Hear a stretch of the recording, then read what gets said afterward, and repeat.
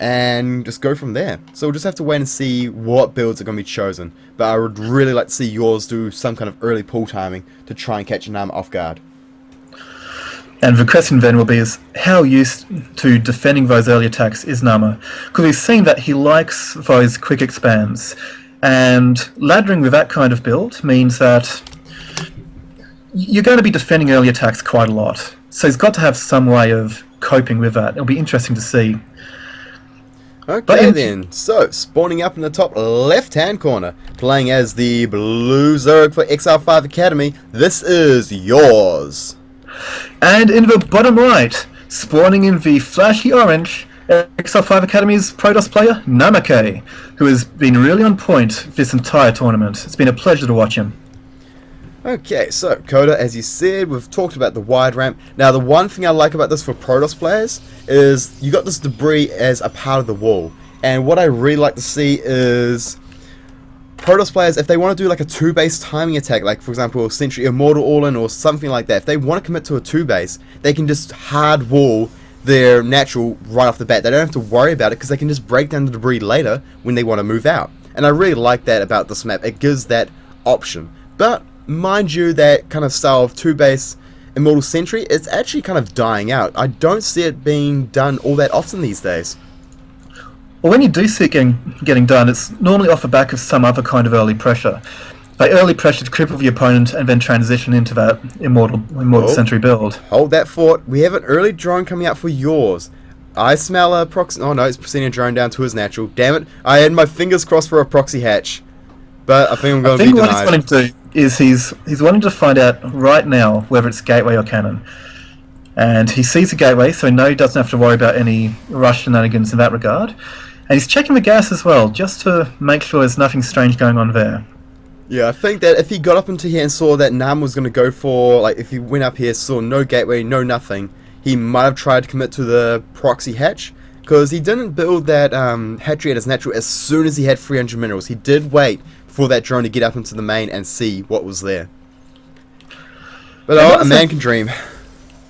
He can. In the meanwhile, he's just going to try to be as annoying as possible. Delays it for about 50 minerals worth, which makes up for the fact that his own hatch was delayed, but that's about it.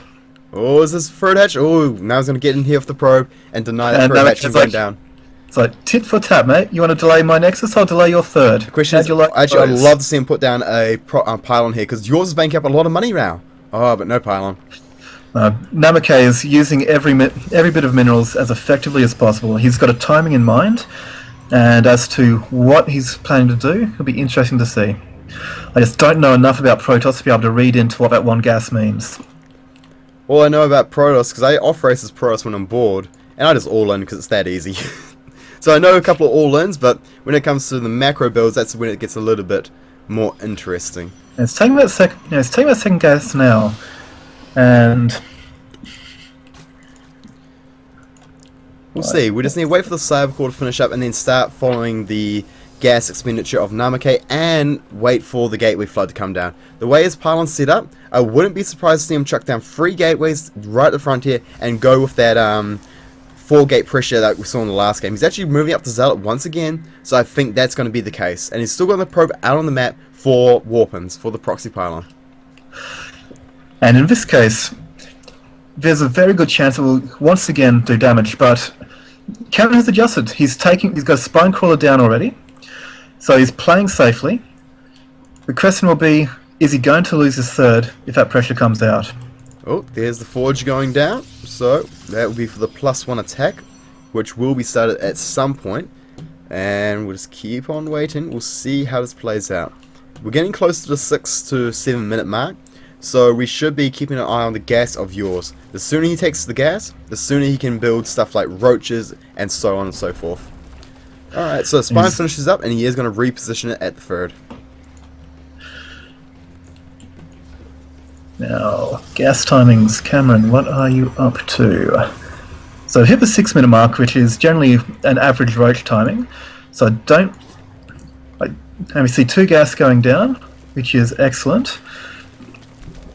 They'll probably sink the layer around the 7:30 minute mark. We have that Stalker's Zealot Mothership core poke coming at the front here, well, at the third base for Namakaye, but there's a spine crawler up now, which means this is not going to get anywhere near as much done. That zealot's going to go down like right away, but that queen will be taken out by the Moshut core.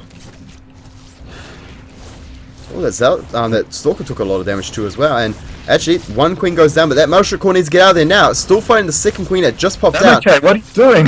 Oh Pay god, attention, she's going to lose it. One more shot. Ooh, 8 more HP, and it goes down. Oh no. That's a nice pickup for yours. He's defended this early push so much better than last game. And just that slight adjustment of the spine crawler was all he needed. I'm a bit disappointed with the loss of the queen. But that being said, that's only 150 minerals, and he had another queen out just in time, so it wouldn't affect his injects. But no fell. And trading that from Mothership core, well, I'd do that any day and be happy about it. Okay, so Roachron is going down. Oh, he's got 4 in one of the gases, so one tiny error there. But sitting on 2 gas, he doesn't have his lair just yet. And he will be looking to just macro out for the time being. For the time being, just drone, and get it economy underway. But, oh, really fast forward base. Well, not really fast. But compared to the last game where he committed to the pressure, instead Namakaye is going to go for the faster of time around and play the macro game.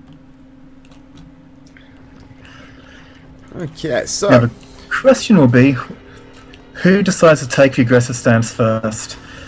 I mean, Namakaye has all the ingredients to try and kill off his third now, and I think that's what he's going to do. there's a decent amount of zealots, and they do have +1, but there is a spine crawler and roaches are coming out. So all yours needs to do is buy time. He needs to keep these zealots following the queens, chasing stuff around. However, he's going to deny mining time, it seems. Now, one thing I have noticed is there's a very stark difference between how Namakaye plays against yours as he did versus a rival. And I think that comes down very much to knowing his opponents. I think he may have discovered that Stephen, a rival, is very good at holding off the early pressure. And he might have noticed a weakness in yours when it comes to defending with early pressures, which makes these 4-gate pressures a lot more worthwhile with this opponent. Because he was a lot more passive in his games against a rival. And his pressure was generally only an attempt at a warp prism, which was inevitably shut down. Whereas here, he's denied mining time, he's killed queens, he's killed, I think, a couple of drones. Now, Cameron's taking a sneaky 4th base across there, but it's very exposed if it gets scouted. What do you think of that positioning?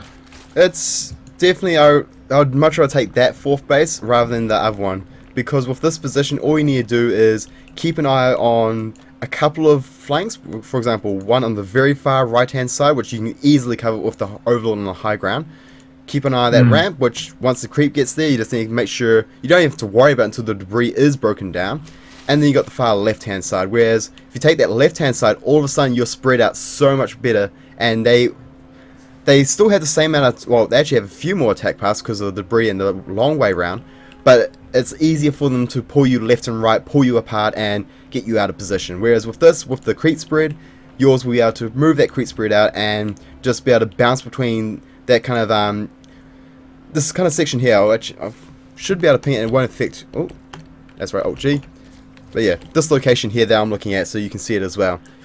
You can basically, it's a very dangerous position because it allows you to cut in between the third and the natural, and then you got this position here, which Namakaye is attacking through now, which cuts between the 4th and the 3rd.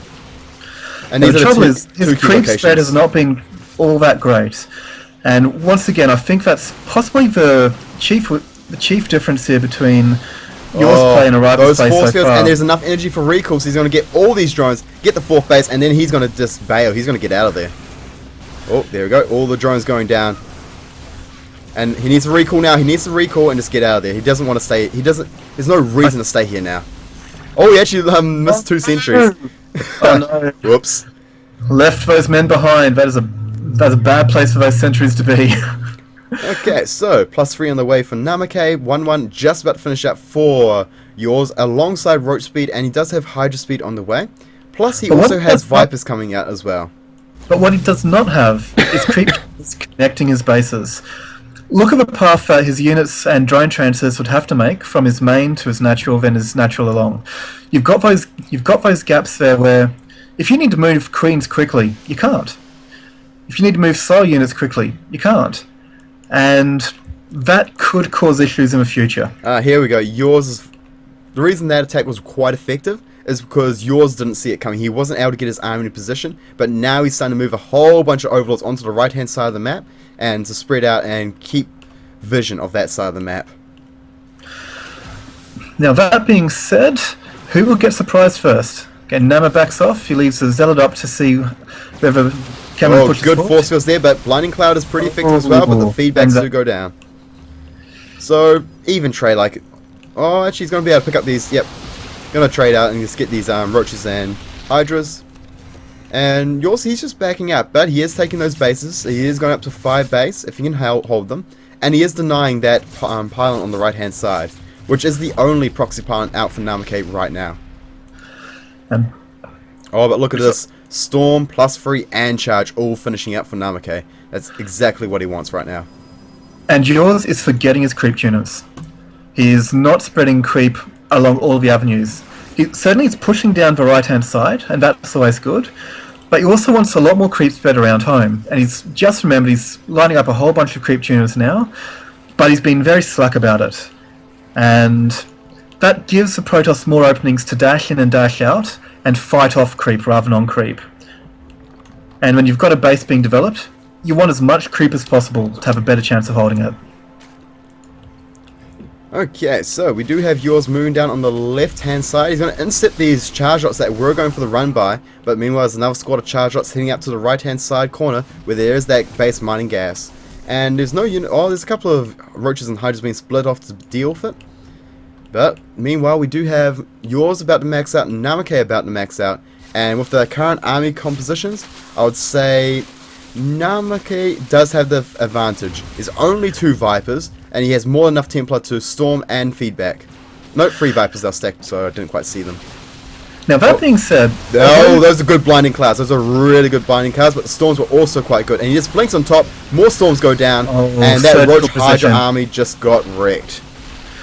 That was surgical precision there on behalf of Namakaye.